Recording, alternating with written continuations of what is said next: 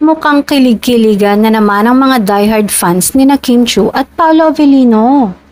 Marami ang nakapansin na tila nahahawa na si Paolo sa kakulitan at humor ni Kim at hindi nila mapigilang mag-react. Sa isang recent Instagram post, tampok ni Paolo ang isang kwelang car driving video niya at sabay pindot sa turbo button ng kotse na siya namang nagpaharurot sa kanya. Aba, syempre marami ang napabilib sa kanya. Bukod sa humor, poging-pogi rin si Paolo, lalo na't na-highlight ng video ang kanyang hazel-colored eyes na talagang nakakatunaw kapag tinitigan mo. Hindi rin naman nagpahuli ang mga Kim Pao shippers at agad na nagtag kay Kim Chiu.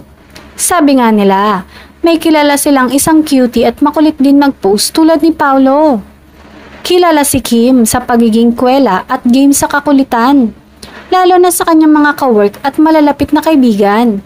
Kaya talagang perfect match ang energy nila. Partida, hindi pa nga sila magkasama sa video na to. Pero hindi pa rin napigilan ng mga fans na panggigilan ng dalawa.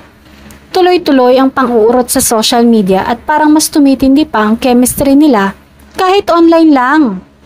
Pero sino nga bang pwedeng manisi sa mga fans kung talagang hindi rin naman maitatanggi ang charm at chemistry ni na Kim at Paolo, at dahil nga palaging magkasama ay nahawa na nga daw itong si Paolo kay Kimi.